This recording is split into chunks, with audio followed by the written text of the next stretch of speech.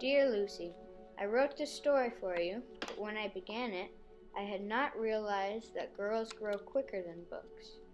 As a result, you are already too old for fairy tales, and by the time it is printed and bound, you will be older still. But someday, you will be old enough to start reading fairy tales again. You can then take it down from some upper shelf, dust it, and tell me what you think of it.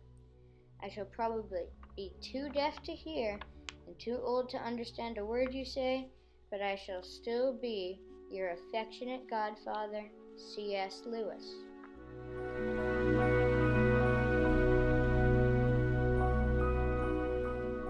Many people have taken a stand in history, but not quite in the same way C.S. Lewis did. Through writing the Chronicles of Narnia and other works, Lewis converted people to Christianity, and he did this against modern trends and despite the opinions of some of his closest friends.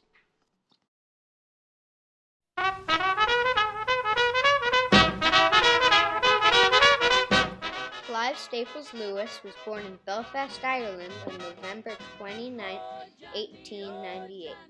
When he was 4 years old, he declared his name was Jaxie, and family and close friends referred to him as Jack for the rest of his life. He grew up in a home overflowing with books and spent his time reading and writing. He and his only brother Warren told each other stories inside an old wardrobe about their imaginary land called Boxen. Sadly, his mother died when he was 10, and his father sent Warren to boarding school. Later, Jack was injured while serving in World War I, where he lost his friend Paddy Moore.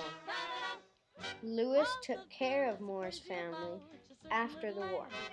He became a lecturer and writer at Cambridge University, where he was professor of Renaissance literature, and he began to publish fictional works and essays. He authored over 70 books. He's probably most famous for writing the Chronicles of Narnia, about a magical land inside a wardrobe full of Christian characters and symbols. And it was through these books that Jack took a stand and made his most lasting impact on the world. I just can't sit still another minute. C.S. Lewis's method of taking a stand was unconventional. When you think of someone who influences the world, you might think of people going into war or leading protests. Jack stayed home and wrote books. You might also be able to think of books that changed history, but very few of the world's most influential books are children's fantasies.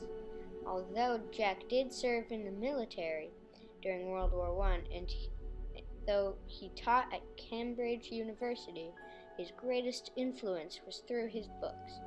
His Chronicles of Narnia sold over 100 million copies and have been published in 47 different languages. What effect did all those books have? Since the beginning of the 20th century, the number of practicing Christians in Europe and America has declined greatly. Writing a book that promotes the idea of Christianity is standing against this widely growing trend. Mr. Lewis's amazing Narnia brought many people to Christianity. One person was his wife, Joy Gresham, a former atheist.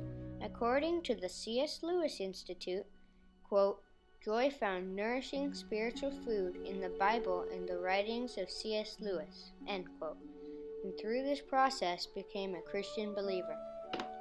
Lewis's converting influence was explained by Dr. Zachary Chase, a University of Chicago anthropologist. Quote, Lewis shows a special genius for presenting Christ through the character of Aslan.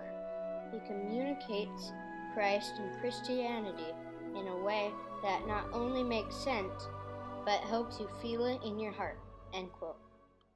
Not everyone enjoyed his books. His fellow writer friends protested his work on them. They thought it would ruin his reputation as a writer of serious works.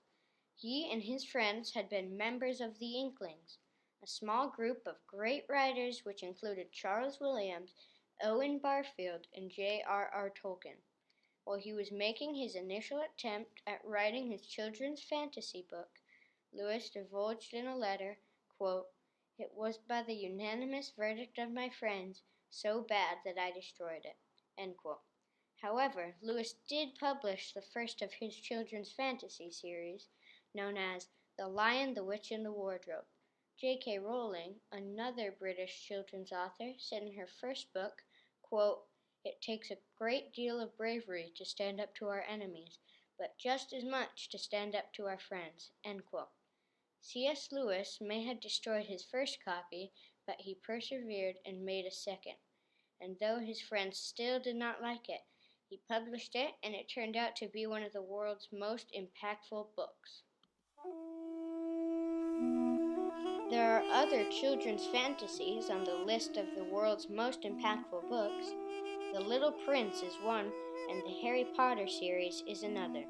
However, people still debate whether The Little Prince is actually written for children, and Rowling's books, while widely popular, don't take a specific moral stand. Some might ask for evidence that Lewis's books have made an impact, since the number of people who say they are Christian is still declining. However, the number of Christians might be much smaller had Lewis not written his books, and furthermore, the books are still being read and discovered by new readers every day. Their influence on our world is not yet finished.